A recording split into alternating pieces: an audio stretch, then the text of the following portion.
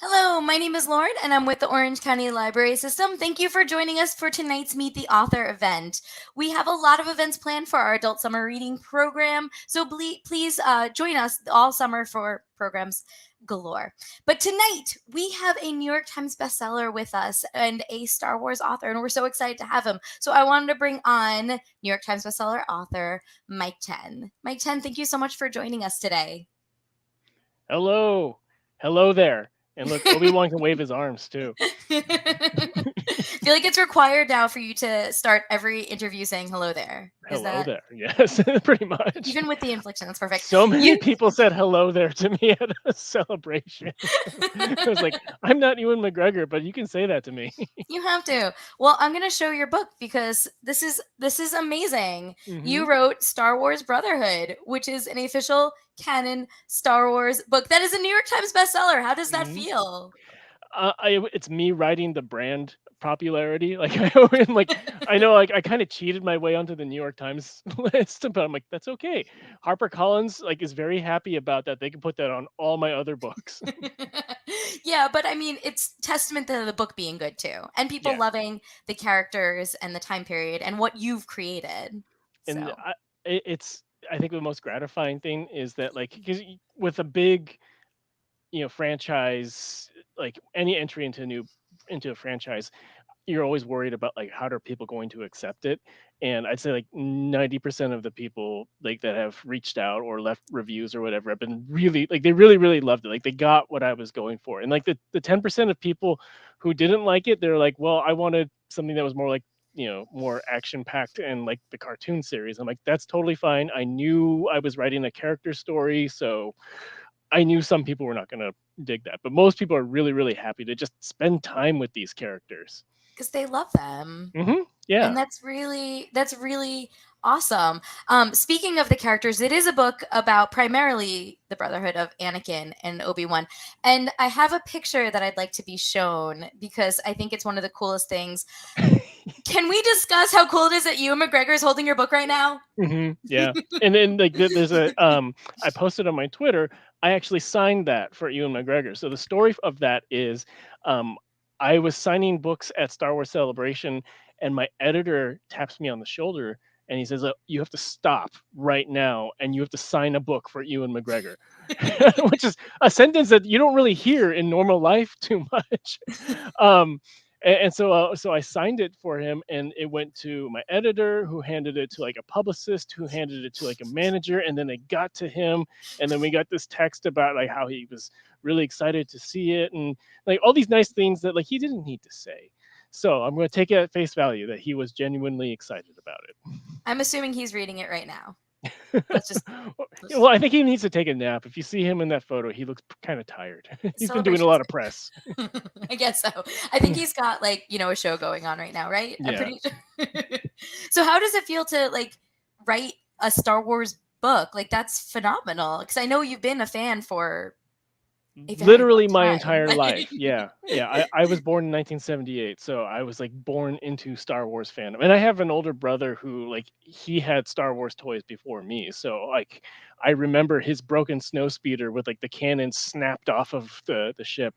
Um it feels like, so writing the actual writing process for this, it felt like writing fan fiction.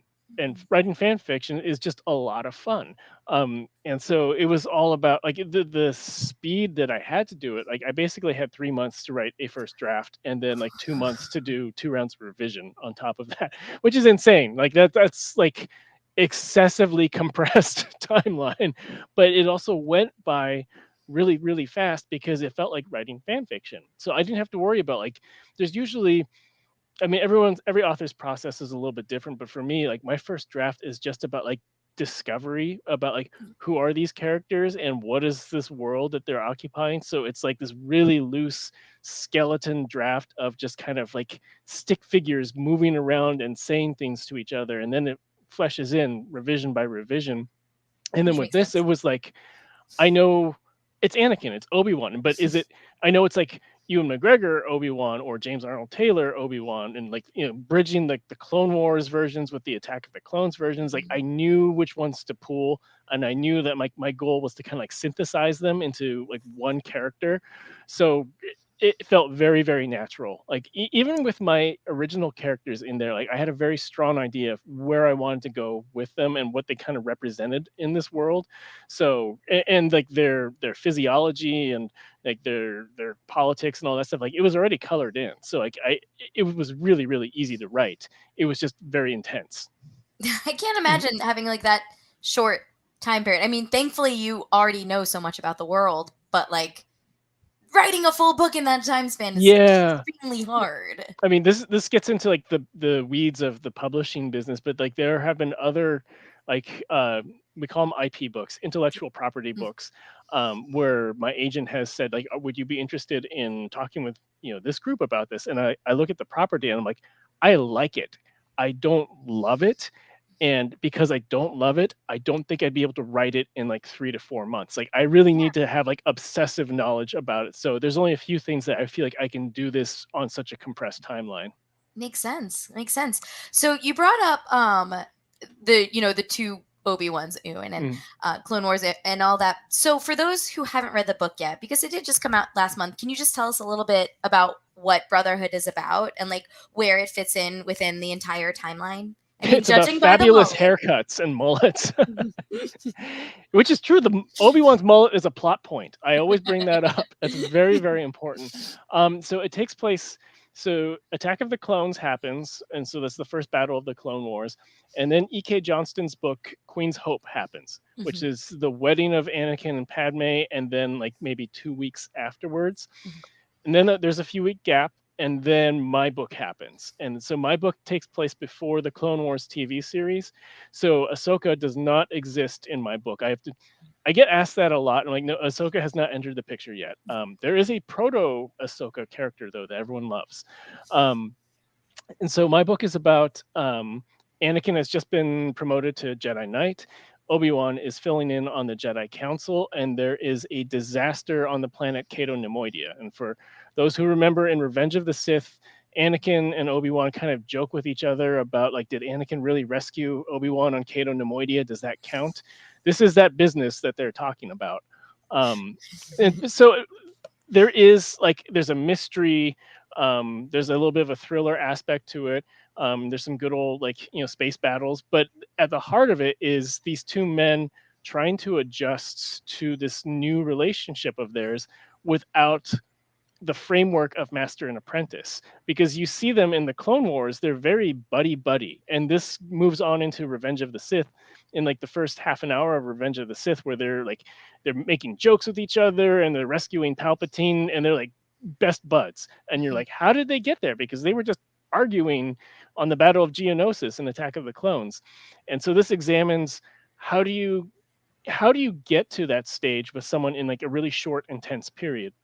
And my take on it really was going back and watching the show and watching the films and looking and reading other books like Master and Apprentice by Claudia Gray, and getting the sense that like a lot of this was there already. The problem is like Obi-Wan is like constantly doubting himself because he made this promise to Qui-Gon Jinn, like, I will train this boy. So he's always pushing himself to like, no, I have to train him by the rules. And then Anakin's like, you know, these weird monk people took me in at 9 years old and they won't talk to me about my feelings. And what do I do?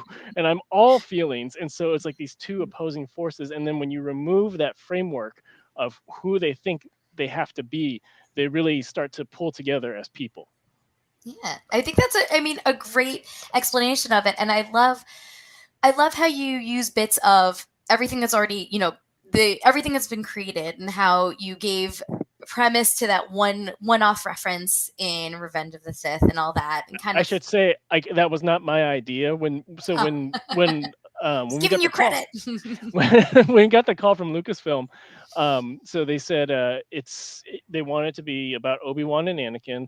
They wanted it to be shortly after Attack of the Clones. They wanted, like, so they said they wanted it to be a bridge between Attack of the Clones and Clone Wars, and they said, let's do that business on Cato Nemoidia. And so they wanted to I mean, so it's a fun thing to just take that throwaway line, but they also said like, let's explore this culture that has not really been established other than being kind of like cartoon villains, and let's Yeah. give them depth. And they also said, let's make a badass Nemoidian. So I tried my best to do that. Well, I want to get into like the characters you create, but something you just touched on is I love the throwaway like when I got the call from Lucasfilm and all. Yeah. How I feel like that's a question that a lot of people might have is like how does one get that call? Like how did you get the chance to write a Star Wars book? So, back in 2015, when I signed with my agent, Eric Smith, who may or may not be here, one of the first You things are that he, high. yeah, hi, Eric. um, one of the first things that he asked me was like, "What are your writing goals?"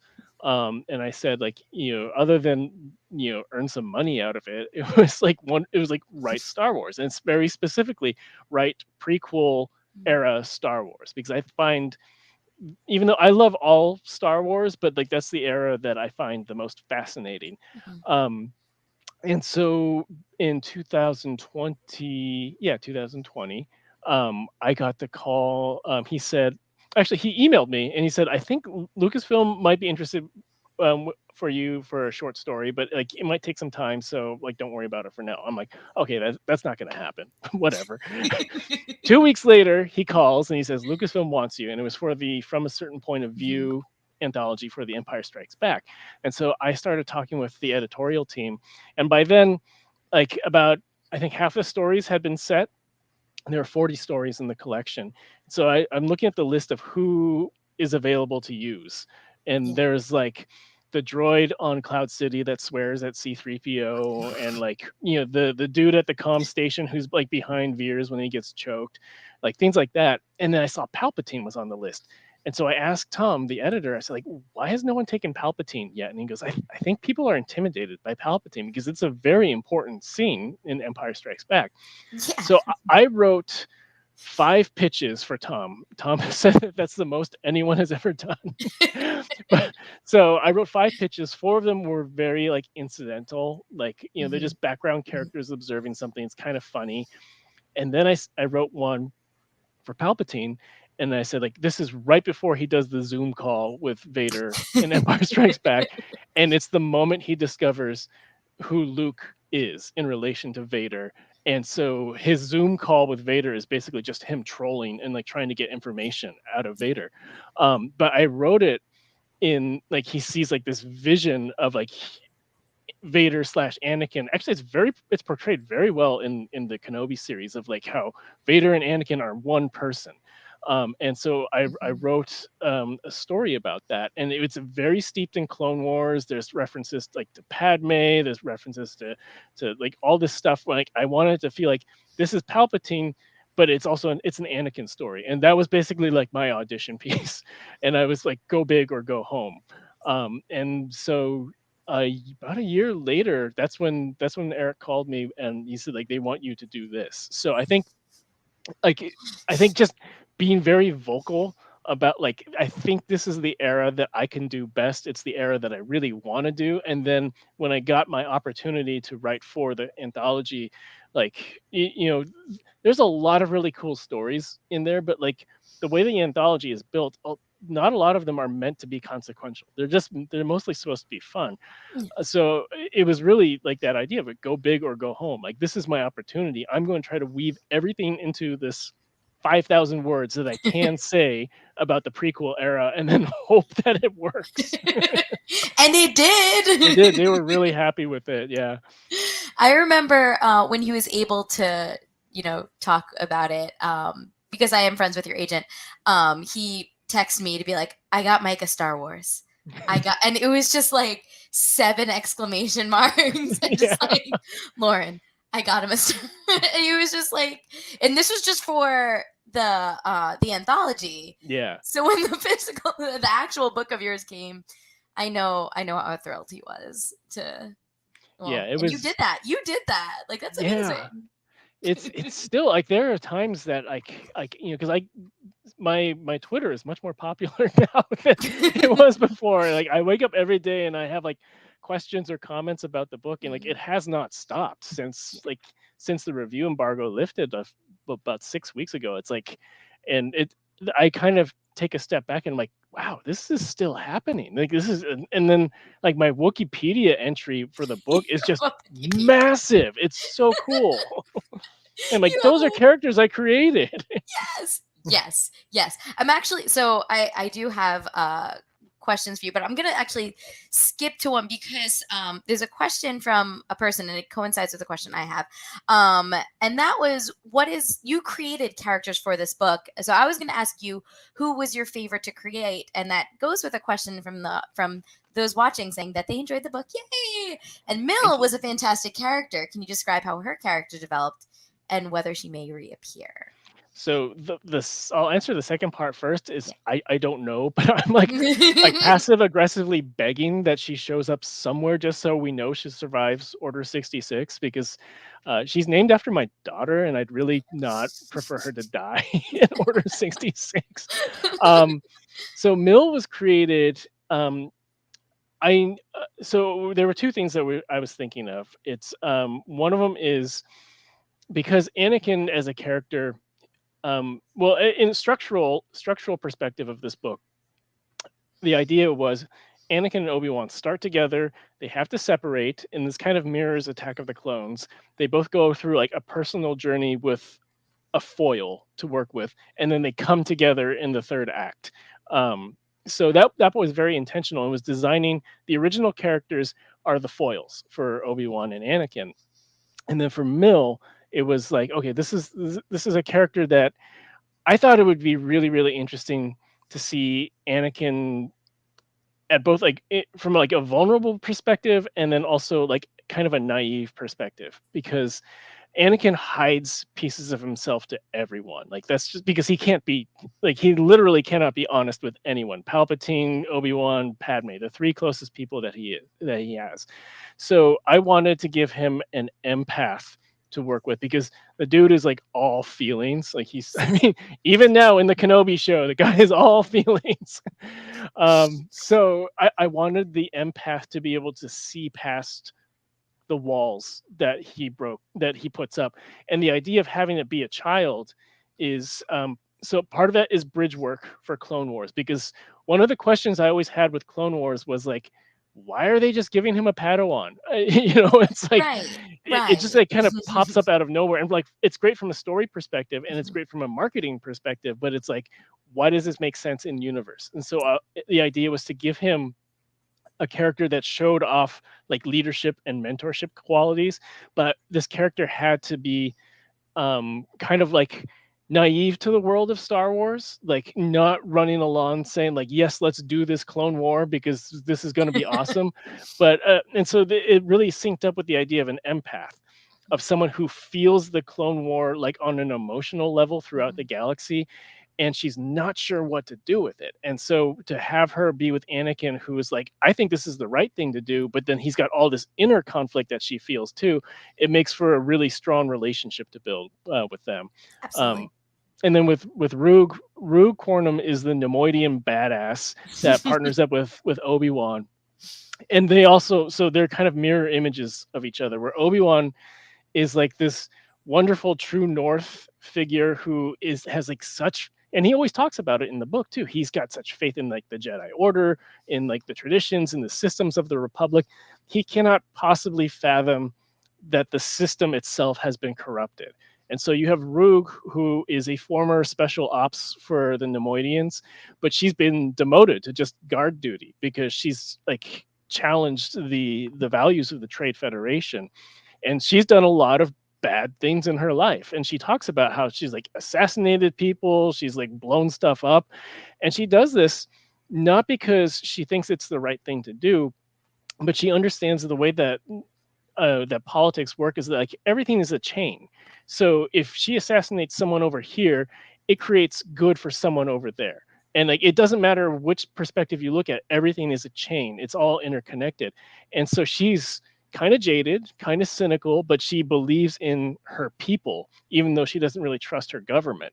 And so for her to work with Obi-Wan, like they're kind of like pushing each other's boundaries of like what is trust, what is faith, and they build a friendship out of that, which was really really nice. And for for anyone who is also a big Trekkie like I am, uh, so Roog is based on Kira Nerys from Star Trek Deep Space Nine, and also mashed up with a little bit of Garrus Vakarian from the Mass Effect series.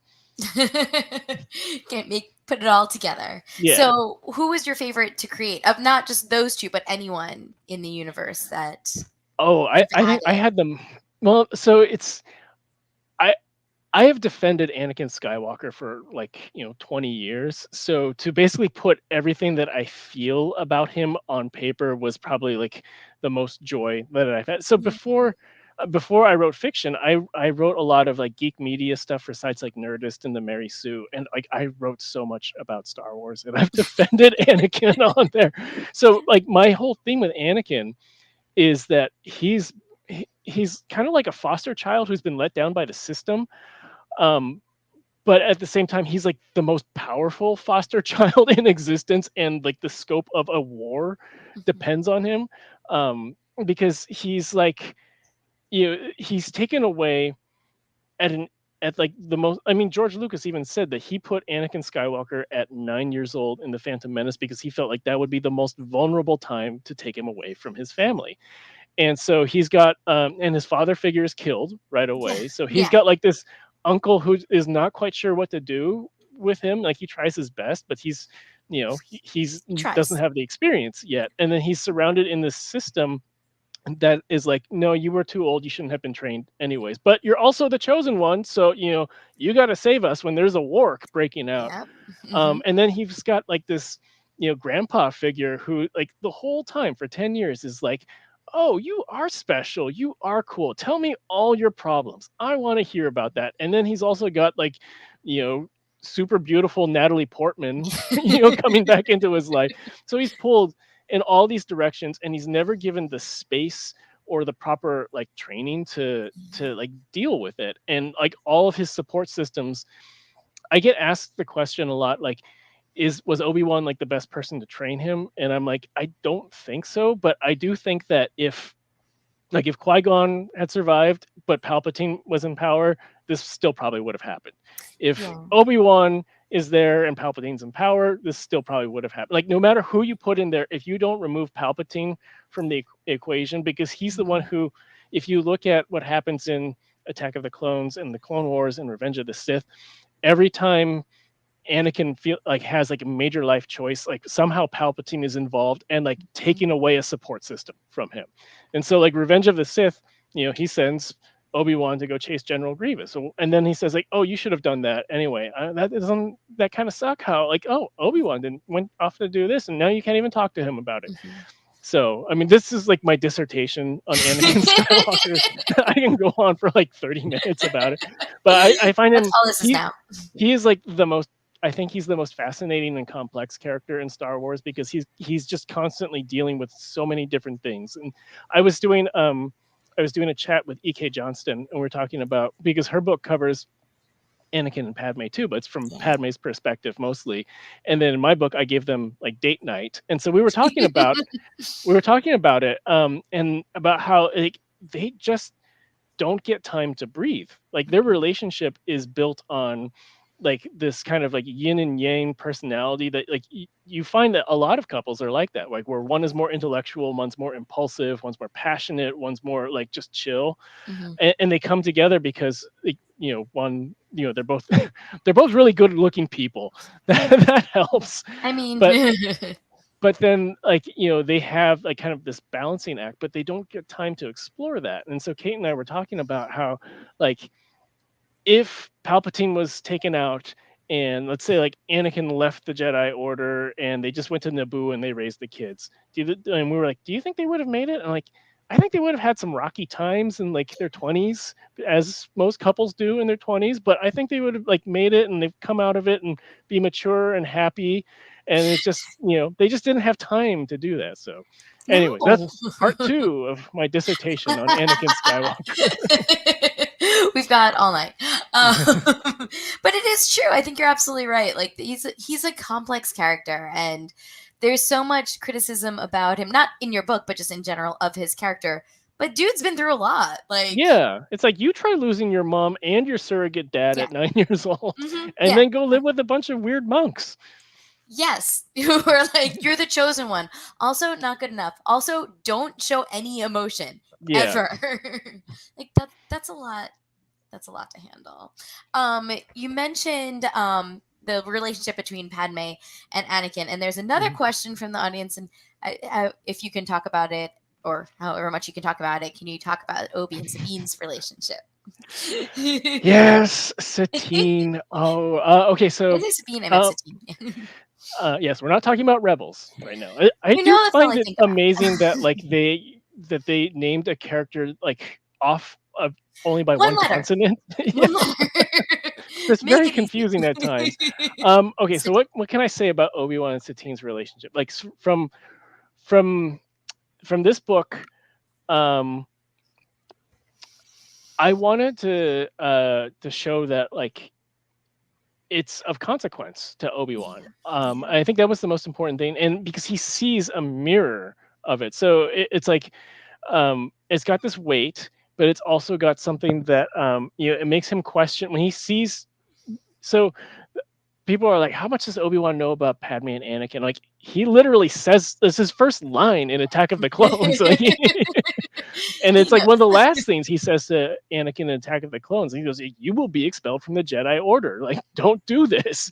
So he clearly knows that there's infatuation there, but he recognizes it with Satine. One of the things that I wanted to do with this book was kind of project like a mental like what if and let Obi-Wan like ruminate on that as he sees Anakin and Padme. And I won't spoil anything, but I think it was it was really cool to be given the space of like Obi-Wan thinks about like, well, like we actually made it out okay. She's leading a pacifist Mandalore. That's amazing. Like I'm on the Jedi Council. That's significant. Like we were just given the time to do this. And how can I impart that kind of trust to Anakin when he's like clearly making decisions based on how he feels about Padme? So it was important to explore that, like in terms of like how much visibility she was allowed to have in the book. Like Yeah. I didn't want to. So I always wanted to bring her in there. I wanted her to have more like emotional weight rather than Mhm. like physically be in the book because I think like if she was actually like active in the story of the book, like there'd be too much. And it really, really needed to be about like Obi-Wan and Anakin. Right. Right. So I mean, there's definitely room for someone has to write the Obi-Wan and Satine book. I Someone would will. happily do it, but I know other authors are very happy to do that too. But yeah, I asked for it right away. I asked for permission, like, can I bring Satine in? And then there was talk about like, how do we bring Satine in? And then we ultimately came to the idea of like well they said that like we can't obviously change anything that's been established about their relationship or how much they've like interacted with each other, and in Clone Wars they basically be like, yeah, we haven't seen each other in a long time, so Yeah. they can't interact. Yeah. And that's just like a logistical consistency thing. So then the idea of like, it's the beginning of the war, and Satine is trying to organize systems. Like she's recruiting them for like her neutral faction. So I'm Mhm. like, okay, well, this is actually prime for like Obi-Wan to be able to like see like not just the discussion on neutrality, but then also reflect on the nature of their relationship. So Satine doesn't even have to like do anything other than like just be herself and be a political figure for her to just like emotionally mess up Obi-Wan. And then Obi-Wan, because he's like super Zen Jedi, he's like, oh, there are those feelings. And then boom, he lets him go, which may or may not be a good thing, depending on how you process things. Maybe not so healthy, but Yeah. he does his own things.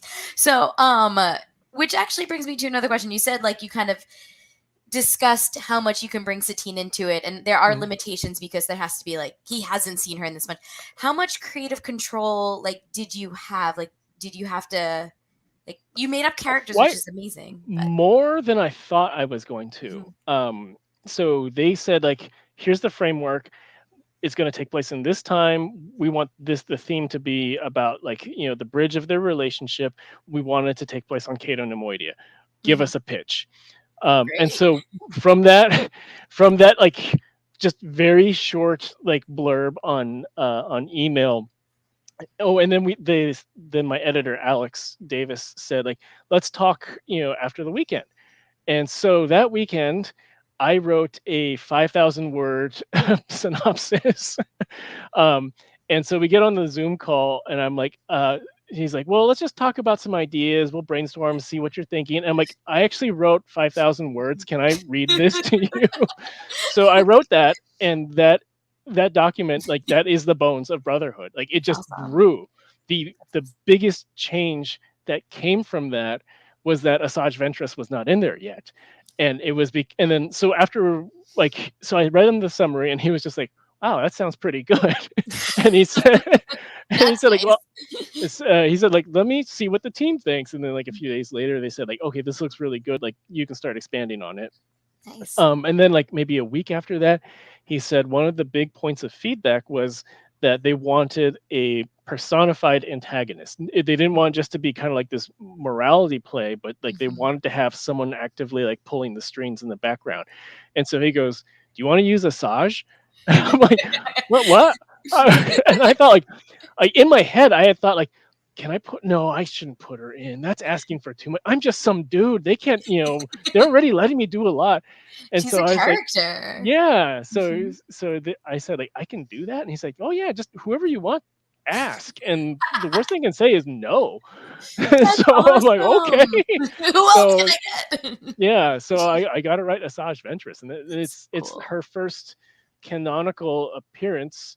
So, but for people who are watching who are familiar with the 2003, like the anime version from Genndy Tartakovsky, um, I weave that into here, and that made a lot of people, that made me happy because I really love that series.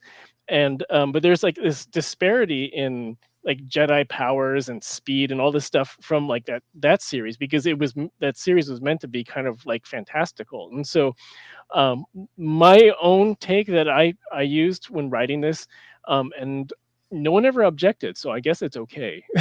But I talked with my editor about this, is that like the basic events in the that series actually happened. So Mhm. you'll hear references in my book about like Mace Windu taking on the super battle droids on Dantooine, or Ki-Adi-Mundi fighting General Grievous and basically getting his ass kicked. um, but the idea is that those those historical events are retold for the HoloNet in like this anime series, and it's Mhm. basically like war propaganda. So yes, Mace Windu took on those super battle droids. Did he go like this and just like make them all fly away? No, he that's not physically possible.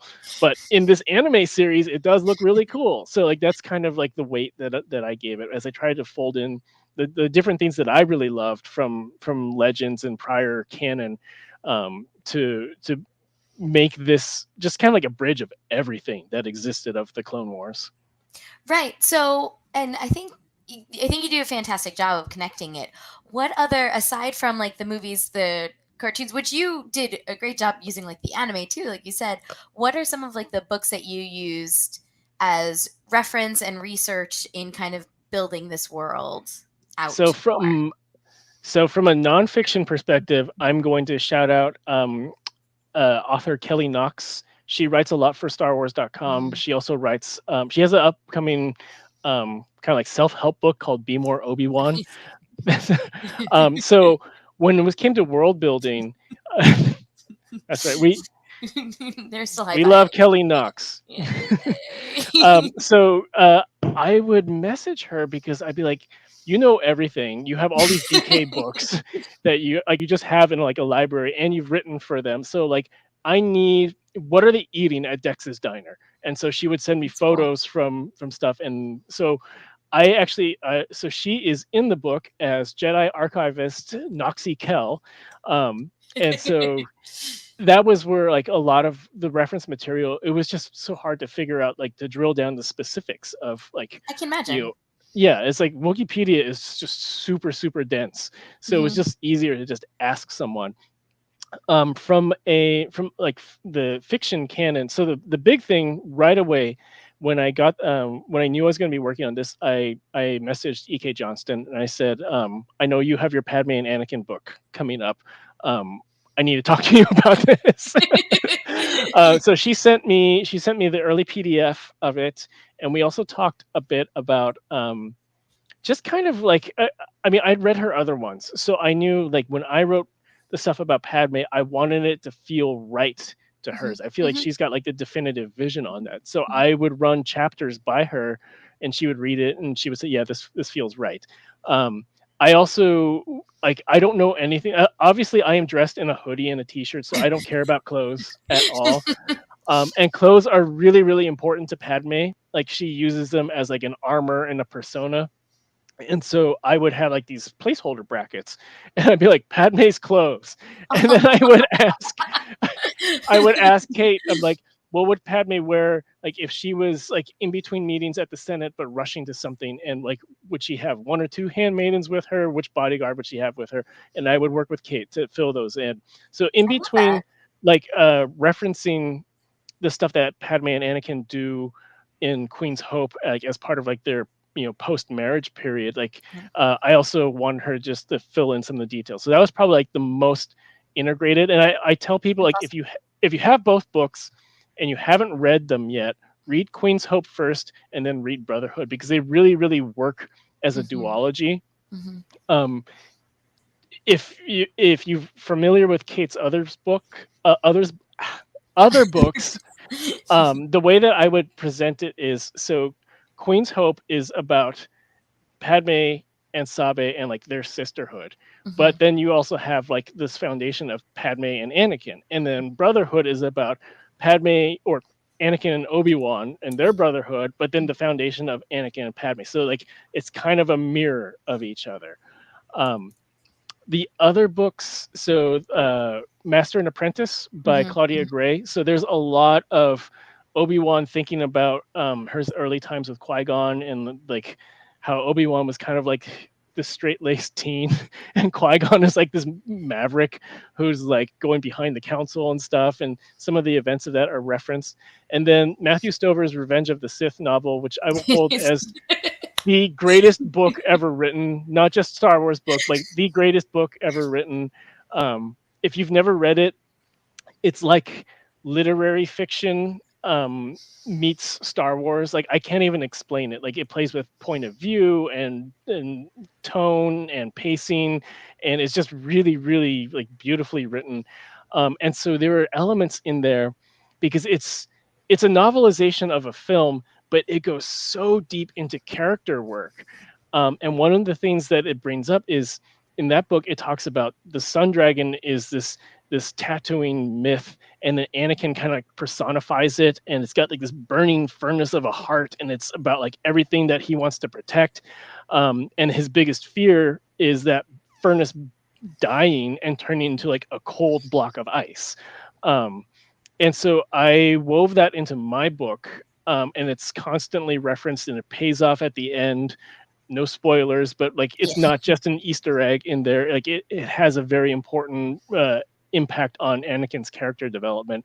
Um, so yeah, those are like the three main points of it, and then like there's all sorts of other little things that I just try to pull in. Like there's references to Knights of the Old Republic if you've Mhm. played those games, and um, there's there's a series of, I think it's like the Jedi Quest books or something like that from The, maybe like, 10 years. 90s ones? Okay. Yeah, I like the post sequel Oh, or the post prequel post books. So there's a character in there that I know a lot of people are really happy that I mentioned. It's Siri Tachi, who has a relationship with Obi-Wan. And I will say that I did not personally pick that. I left a placeholder where I'm like, I am out of names. Like, can someone on the editorial team suggest who should go here? And they put Siri Tachi there. So if you are happy that Siri That's Tachi cool. is back, thank the Del Rey editorial team for that. Um, I have to brag about this constantly now. Hmm. I am most happy about one Easter egg, and Hmm. that's that there are two Padawans named after my children that Hmm. are now Yeah. in the Star Wars universe, which is kind of the coolest thing in the world. And I think my kids will forever brag about that in their life. And they are part of Wikipedia now, That's right, they which are. is Yeah, I so think I cute. sent you the screen You cap did when I came up. So one of the your things that, Twilights. like, it's like with great power comes great responsibility. It's like it's really hard to come up with Star Wars names, and there's Yeah. so many that I had to make up. So I just like I asked all my friends who like Star Wars or if their kids like Star Wars, like, do you want to be in this? And like I'll just mess around with your name. So it's like I'd say probably 2/3 of the original names in there are just like friends who really love Star Wars. Like I love it. the Clone Battalion, the 302nd with Commander Sparks, Theo, and Mhm, Raptor. So mhm. my friend, so Sierra Godfrey, her debut is coming out in September. We should all pre-order. It's called A Very Typical Family. It's great, snappy women's fiction. Her son Tim is like the biggest Clone Wars fan that I know. It's like when I talk with him, like he's like beyond me with like, what's your favorite battalion? Like, what's your favorite clone? Like, what color would you want the clone armor? I'm like, I'm more about character. Like, I don't remember those kinds of details. But so I'm like, hey, does Tim want to like?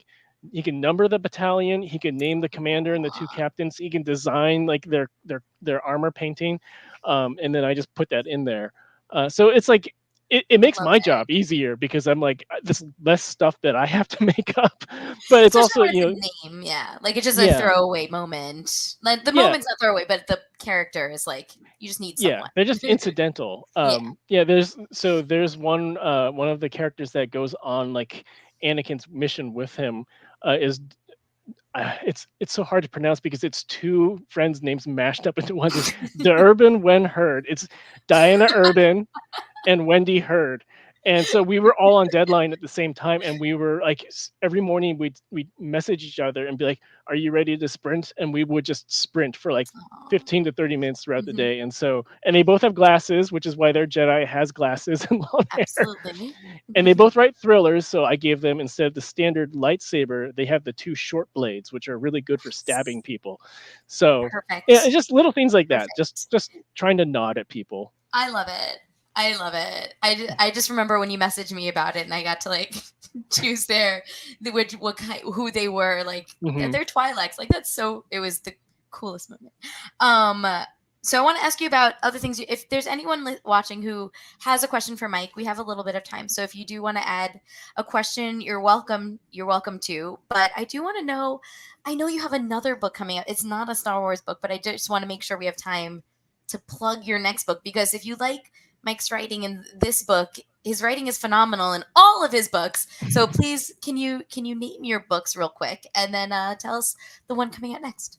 So the one that came out in January, which I should pull from back there, Supposed but I can't reach it. to. It's called Light Years from Home. So if you like X Files, the whole pitch behind that one was, and if you watch the Netflix series The Haunting of Hill House, how you had like a family story in the past and the present about how like this haunting broke this family apart and what happened on a character level. Mash that up with X Files because instead of a haunting, it's an alien abduction. So that was Light Years from Home, and that came out in January. And then my upcoming book next January is called Vampire Weekend, and the advanced copies for that should be coming out pretty soon. I've seen the cover, and it's really awesome. And Vampire Weekend is about a woman named Louise who grew up as a child of like first generation child of immigrants in like the 50s and 60s of Asian immigrants, and didn't quite fit like the mold that her family was going for. And her form of rebellion was discovering punk rock in like the 70s. And so she's kind of like the black sheep of the family, and then she becomes a vampire. As one And it's does. as one does, yeah. And these are like the most wholesome vampires around. It's like they're the most sexless vampires ever written. Um, and that's intentional. That's explained in the book. And but so she uses her immortality to kind of like not go to therapy or address any of like the family issues that she's had, but she goes to a lot of shows and she plays in bands and like she kind of builds her whole life around like being a perpetual 20 something year old until she comes back randomly in touch with a long lost relative who is kind of like in a family crisis and also discovers her true nature. So she has to decide what she's going to do to help out this little, well, not this little, this teenager who she sees a lot of herself in and is also discovering punk rock for the first time. I love it. I'm so excited for it. It sounds like a delight. Before we head out, I do want to see, is there anything else you want to share that I haven't discussed? In my book in Brotherhood, Oh. there are giant space corgis. Yes. They're like, this is kind of like the size of I can't believe they let me do that. They're actually called corgi beasts in the book. And like, if you've ever owned a corgi, they shed so much. Like so my corgi passed away in I think like 2018, and like we still occasionally find her hair like tucked in like the corners and stuff. And so yeah, I brought giant space corgis into Star Wars. I need them. I need them in a movie or a TV show because I want to see that. I want to see Yeah, that. So well, like they're happy face and big ears. And they're just so if anyone here does fan art and you've read the book, there's a moment where Asajj Ventress, kind of a feisty, immoral character, but you tell that she's good because she's got good underneath because of how she treats the giant space corgis. And I think that would be a wonderful fan art moment. I want to see that. I love it. Well, thank you so much for coming virtually to the library tonight. We were so excited to have you and to discuss Star Wars, your success, and your beautiful book. So thank you so much. And thank you all for watching our Meet the Author event with Mike Chen. Please check out his book. Check it out from the library. Buy it, whatever you like. And check out all the other Meet the Author events we have going on with the Orange County Library System. Thank you so much. Have a great night. Thanks for watching. Subscribe to our YouTube channel to be the first to find out when we have new fun and informative videos for you. Orange County Library System is your place to learn, grow, connect.